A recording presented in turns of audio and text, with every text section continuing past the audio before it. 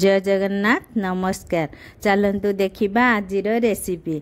आज मुझे देखाबी बिना तेल रे हेल्दी ब्रेकफास्ट रेसिपी। यही रेसिपी थोड़े आपण माने बने खाइला मात्रे बारंबार खाइबापी इच्छा करेंगे। या बनैबा बहुत सहज, खास करी पिला माननक पई 5 मिनट रे टिफिन रेडी हो। वीडियो देखिया पूर्व मो वीडियो को लाइक शेयर करंतु एवं मो चैनल सब्सक्राइब एवं पाखरे थिबा बेल आइकन को दबाई ऑल ऑप्शन को क्लिक करिया को भूलंतु नहीं। ताहले चलंतु देखिबा आजिर रेसिपी। एठी मो गुटे बाउल सुजी नेछि। सुजी के एबे ब्लेंडिंग जार रे ढाली ग्राइंड करिबा। सुजी सहित 3 रु 4 चमच दही देबा, सांगरे 3 चमच चीनी देबा। आउ जेउ बाउल रे आमे सुजी देइथिले से बाउल रे हाफ बाउल पानी दे सुजी को चिकन करी ग्राइंड करि देबा। सुजी हमर चिकन है ग्राइंड हो जाइछि। एबे बेटर रे स्वाद अनुसार लूण, हाफ टी स्पून इनो, 1 चमच तेल दे भल भाव में मिसाई देबा। मु इनो नेछि, आपण माने बेकिंग सोडा बेकिंग पाउडर दे करि परिबे।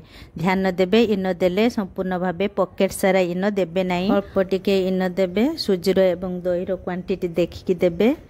एबे गुटे प्लेट रे तेल टिके लगाई बेटर को ढाली बेटर ऊपर गोटा जीरा, धनिया पत्र, चिली फ्लेक्स, भल देखा जाए काश्मीरी लंका गुंड दे पिठा को सिझिबा 5 मिनिट ढांकी छाड़ी देबा।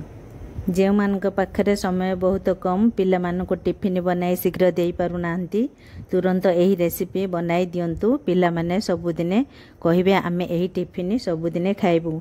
एवं घर को जदि केही अतिथि आसुचंती ताहले घरे जदि किछि नाही ताहले 5 मिनिट रे एही बनाई दियंतु। देखिबे से माने आपणकर प्रशंसा न करी रही परिबे नाही।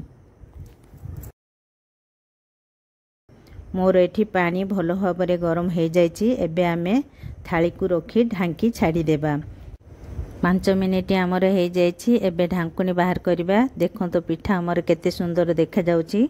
ठंडा हला परे बाहर करिबा। पिठा आमर ठंडा हो जाइछि। एबे पिठा को काटी मु आपण माननको देखाउछि। देखंतु पिठा आमर केते स्पंजी हेछि। एबे पिठा को तावारे टिके भाजी देबा। तापरे देखिबे पिठा पीसी आमर केते सुंदर देखा जिवो। बिल्कुल आपण मैंने जानी परिबे नाही ए पिठा सुजी रे तैयारी हेछि बोली। खाइबा पई ए पिठा एते टेस्टी जे आपण माने थरे बनाई खाइला परे निश्चित जानी परिबे। ऊपर पूरा कुड़कुड़िया, भितरे पूरा नरम कौलिया, खट्टा मीठा 3 प्रकार टेस्टी चटपटा स्पंजी पिठा। देखंतु मो पिठा को काटी देछि। पिठा पीस हमर केते सुंदर देखा जाउछि। एबे तावा रे सब पीस पकाई उलटाई उलटाई 2 साइड पिठा को आमे भाजी दबा। प्रस्तुत हो गला हमर सुपर टेस्टी चटपटा हेल्दी टिफिन रेसिपी। यहाँ को घरे थरे निश्चित बनाई खातु एवं केमिति लागिला मते कमेंट करी जणातु। जदि मो रेसिपी आपण मानको भलो लागु थाए ताहले मो वीडियो को लाइक शेयर करंतु एवं मो चैनल को सब्सक्राइब करिया पई भूलंतु नाही। धन्यवाद।